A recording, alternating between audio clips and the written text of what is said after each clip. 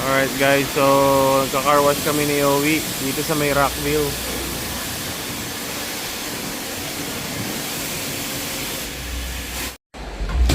Mas trip ni Utol yung yung self-service kaysa daw sa yung touchless. Alright guys, so tinatry namin yung Gordon Ramsay Kitchen, yung para bang ipapadeliver na lang sa bahay mo na ikaw pa rin magluluto. Well actually bigay ito ng pinsang ko sa Ate Odi. Meron pa dyan yung zucchini and squash, yellow squash. So meron naman instruction yan. So itong niluluto ko ay yung cheesy tortilla, crusted pork chop. So included na lahat ng mga ingredients sa delivery o package. At ito ang naging outcome guys. Mukha naman siyang masarap.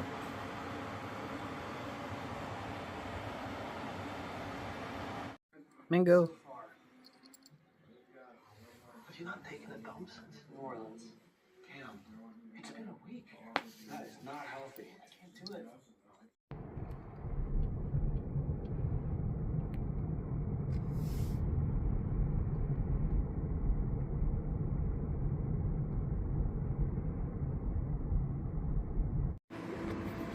Yan na guys, bukas na yung bonfire.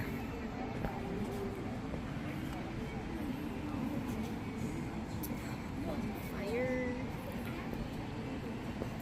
Bango? Ano yung mabango? Namoy mo yun? Ako yun. May roses ka. Hindi. Baka galing dun sa bonfire. Nilagyan nila ng Rosas. incense. Sampagita.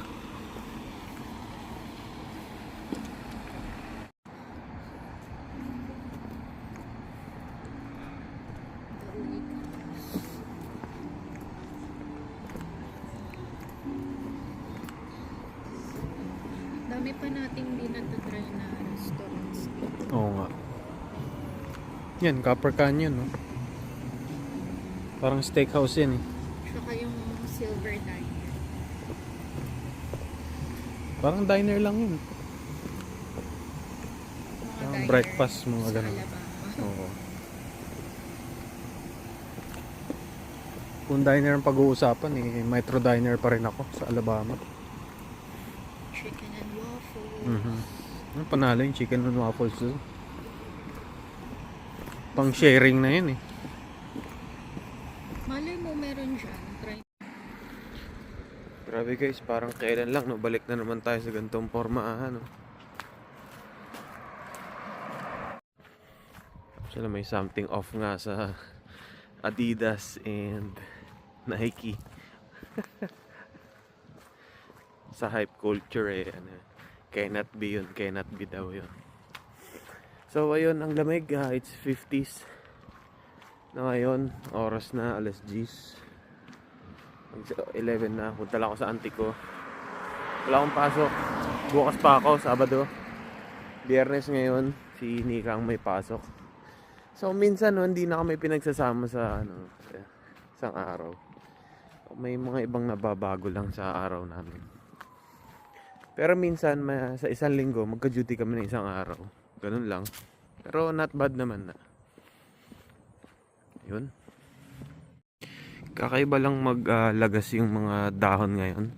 Last year medyo dahan-dahan magpalit ng kulay yung mga trees. Kaya ang ganda dati. Ngayon may mga ibang puno na halos kalahati lagas na bago pa magpalit yung kulay. So ewan ko guys, ang aga yata maglamig ngayon. Siguro yun yung factor. Morning guys, day off.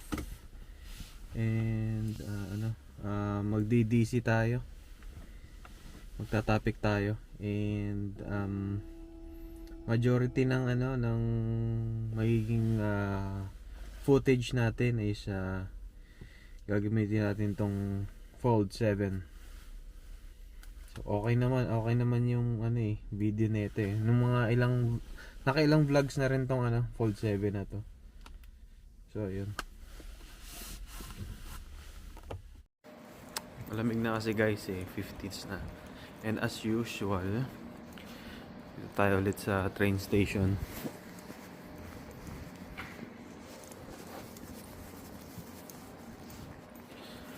So pag-usapan natin, may mga nagtatanong din, ano, Sir, 2025 na, okay pa rin ba mag-nursing dyan sa Amerika as a manggagaling sa Philippines?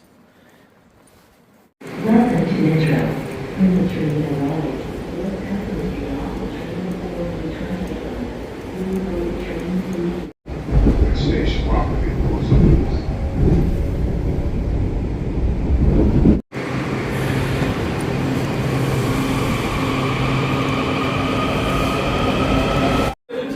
Alright guys, we're here at Union Station, DC.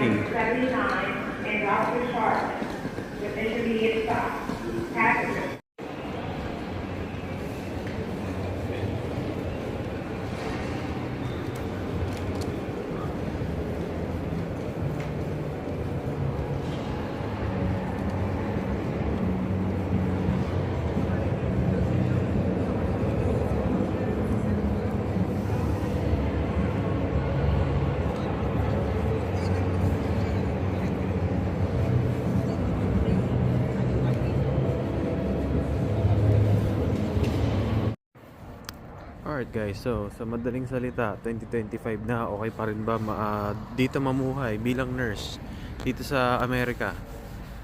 So madaling salita is yes, okay pa rin dito mag-migrate. Despite na sa dami ng napapanood nyo na mga alam nyo yun, mga challenges na hinaharap nila dito sa Amerika, yung mga ibang nurses. Of course, ako rin nakapag-mention na rin ako sa mga challenges ko dito. Parang ano na lang yun, sobrang minor na lang yun. Wala na lang yun sa inyo guys. Promise.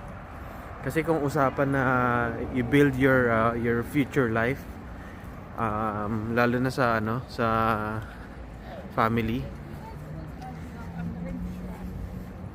Actually, kung family ang pag-uusapan, yung future ng family ang pag-uusapan, wala na lang yun, yung mga naririnig, yung mga mga challenges na they face, lalo na sa period of adjustment dito sa Amerika.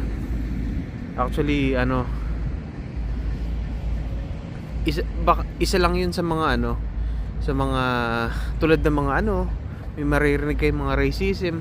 Wala lang yun dito guys. As in, kung talagang gusto nyo makaramdam ng racism dito, sasadyain nyo talaga eh. Pero in day to day basis, wala lang talaga. And yung mga yung sa sahod, despite na na yung inflation, pa rin, promising pa rin at matibay pa rin yung yung ino-offer ng Amerika para sa buhay ng mga Filipino nurses dito sa Amerika.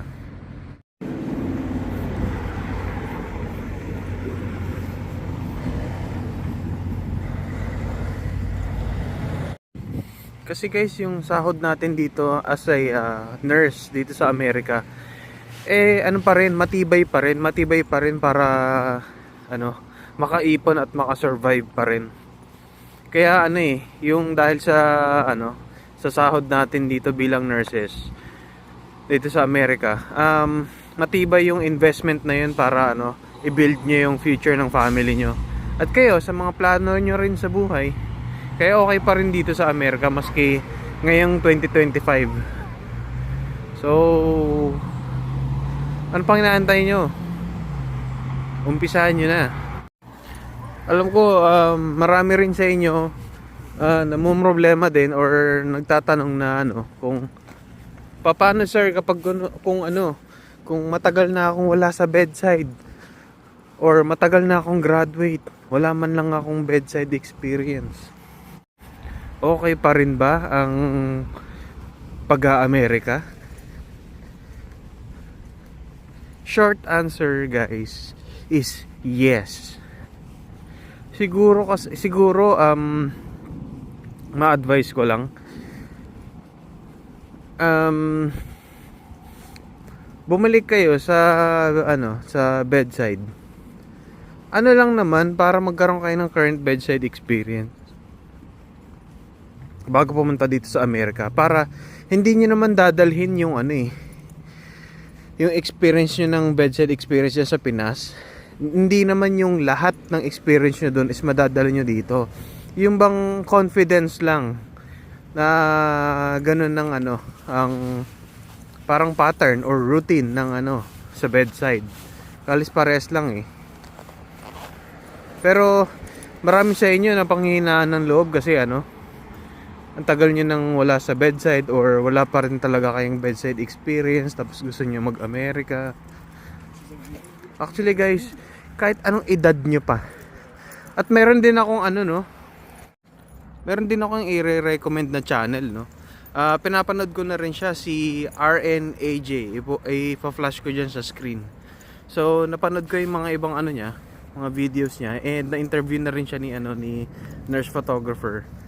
So ano, makaka-relate kayo guys kung sino yung mga ano, yung mga matagal na dyan na walang bedside experience, and or kung sino mga walang bedside experience dyan. And diniscuss ni RNAJ kung ano, kung makaka-survive ba kayo bilang registered nurse dito sa Amerika kahit wala kayong bedside experience. So talagang ano eh, lakasan talaga ng loob. So don't forget to visit his channel. Okay yun, okay yung mga ano niya, mga content niya.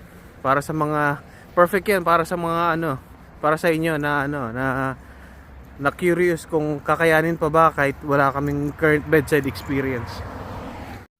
Actually guys, ang pag-Amerika ay, I would say, opinion ko lang to choice na ito kapag ano na, yung parang pumupunta na kayo sa age of maturity na yung practicality and naiisip nyo na yung ano, future ng sarili nyo and future ng family nyo. Maganda talaga yung naipo-provide na itong country na to para ano, buhayin yung family and yung comfort ng family nyo. Lalo na sa mga kids nyo, okay yung na-offer na ano, kanibukasan ng ano nyo dito, ng mga chikiting nyo. Kaya hindi kayo magkakamali kahit ngayon pa lang kayo ngayon nyo pa lang uumpisahan. Hindi ko sinasabi na ano, dapat noon nyo pa inumpisahan, pero hindi ko naman kayo masisisi kung ano kung anong sitwasyon ng ano ang nagkaroon kayo, kung bakit ngayon lang kayo nagkaroon ng chance na, or ngayon nyo lang naisip na ngayon nyo palang umpisahan. Pero it's never too late, promise, it's never too late. Basta umpisahan nyo na and take it one day at a time, or ano, one at a time lang yung process. Kasi sigurado marami dito ano, pag nakita yung buong process ng application para makarating dito sa Amerika bilang nurse, Filipino nurse, matatagal lang kayo, maiinip kayo. Pero take it one at a time lang, mararating nyo rin. Lahat kami dumaan dyan.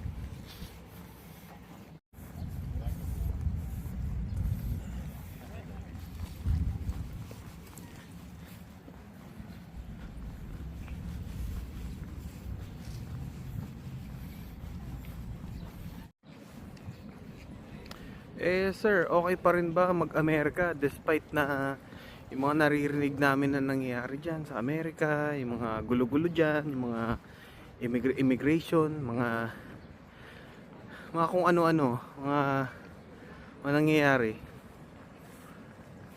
Actually guys, kung katulad nyo ako na parang, ako kasi wala akong pakialam sa mga ganyan sorry to say opinion ko lang naman to, pero ako rin lang naman to. Kung katulad nyo ako na wala nang pakialam sa mga ganun, actually guys, kung hindi nyo pakikinggan, hindi nyo rin mararamdaman Ako yung tipong kailangan ko lang magtrabaho, kailangan ko lang mag day off para para mag-enjoy, and ako nang bahala sa buhay ko. Ganun lang ako. Hindi nyo ramdam, promise, hindi nyo ramdam yung mga issue dito sa ano, sa bansa na to. And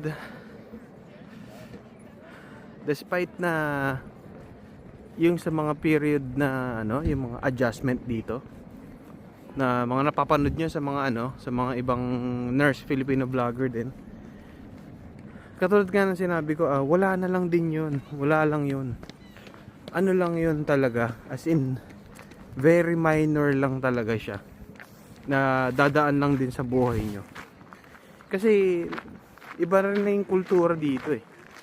Iba yung pakiramdam na nandiyan kayo sa ano, sa Pinas, na nag-i-imagine kayo ng buhay dito versus nandito na kayo na yung dito iba na yung environment nyo, iba na rin yung mga kausap nyo.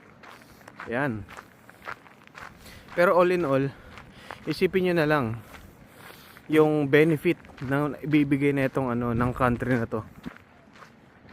Isipin nyo nga, maski sinong tao dito, maski ano, may mga taong galing pa sa mas mahirap na bansa kaysa sa atin, no, na hindi naman sila nurses, pero ano, kumakahid sila, ilan din trabaho nila, 2, 3, pero kinakaya nila yun. Mas mahirap pa nga yung situation nila kasi ano eh, yung iba sa kanila nagtatrabaho maski anong trabaho, kahit hindi sila masyado marunong magsalita ng English, ganun. So iba pa rin yung laban natin.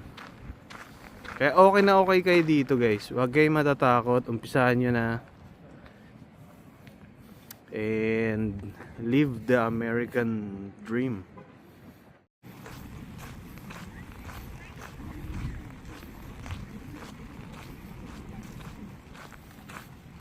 Ito ang ganap ngayon dito sa DC.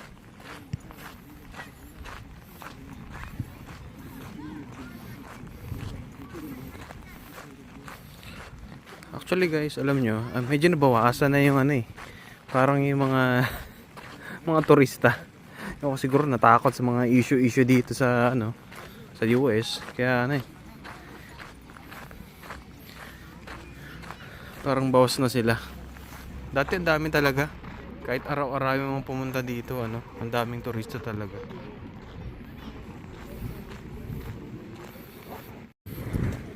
Tapos guys, hanapin nyo yung ano, kung bago lang kayo sa channel ko at napanood nyo to, hanapin nyo, nagkaroon ako ng vlog about sa ano, sa yung paano yung mga process ng ano, yung pag-apply,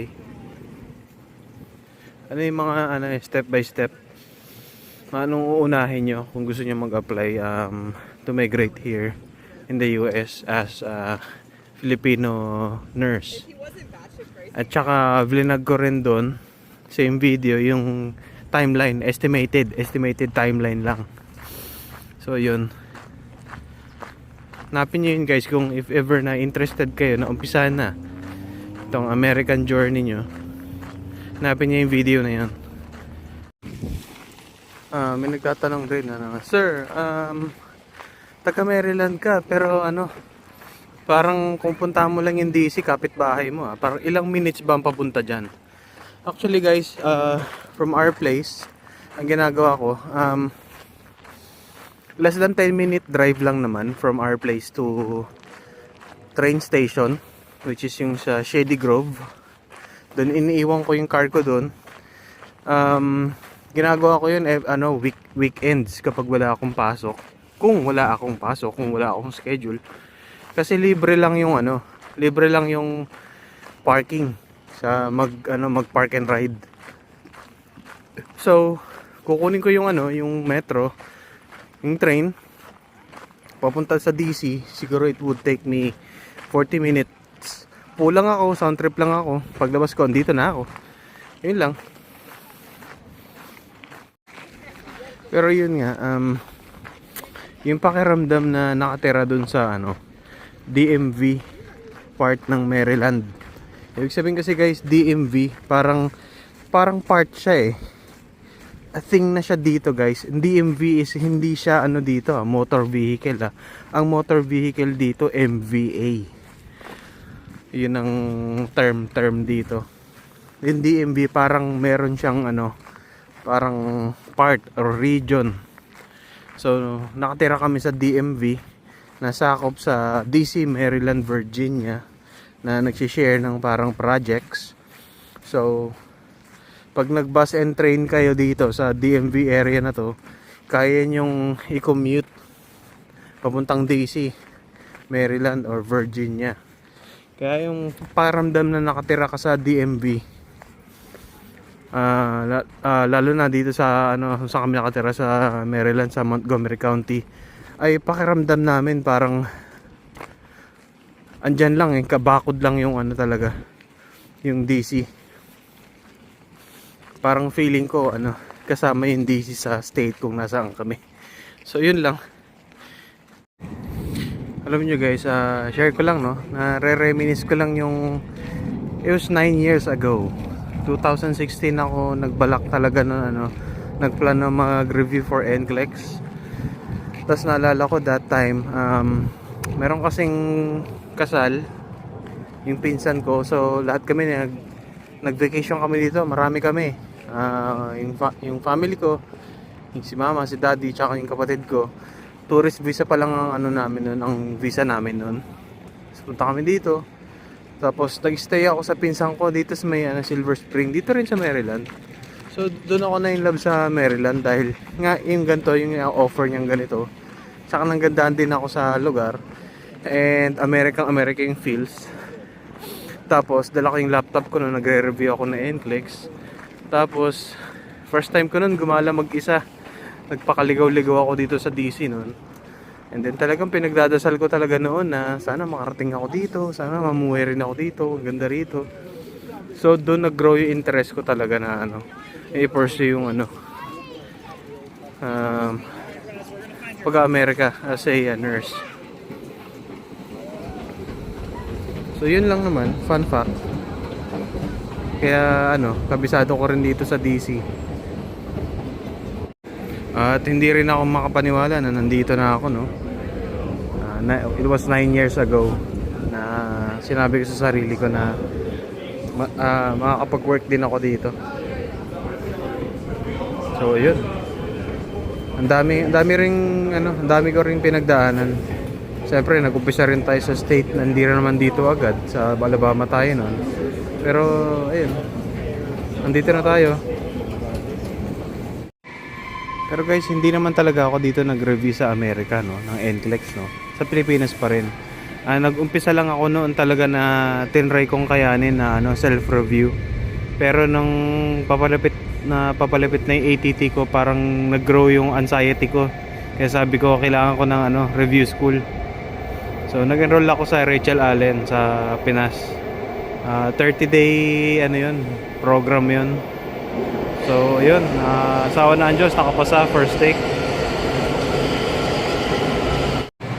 Eh sir, paano naman yung sa mga ano, mga katulad namin na ano, matagal na rin kaming graduate at walang bedside experience. Gusto namin mag-NCLEX pero ano, kalawang na yung nursing knowledge namin. So ang ma-advise ko sa inyo, gano'n na lang din kayo, maghanap kayo ng mga program, yung mga ganyan na may involve kayo sa isang klase para ma-influence kayo na mag-refresh. Ang hirap din kasi kapag self-study kayo, parang ang daming distraction. Hey guys, dito kami sa ngayon, Rio. May mga tiyanggi-tiyanggi.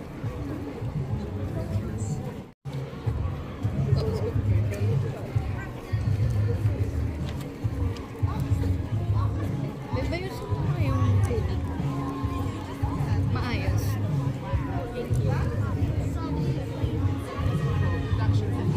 Yan na siya guys, mabubudol na yan guys. Kit na mga bags.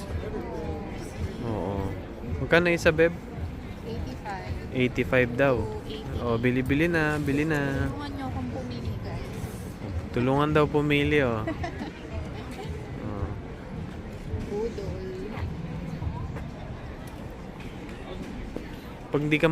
Pag hindi ka bibili, alam mo mangyayari? bigat ng group mo susunod na pasok mo.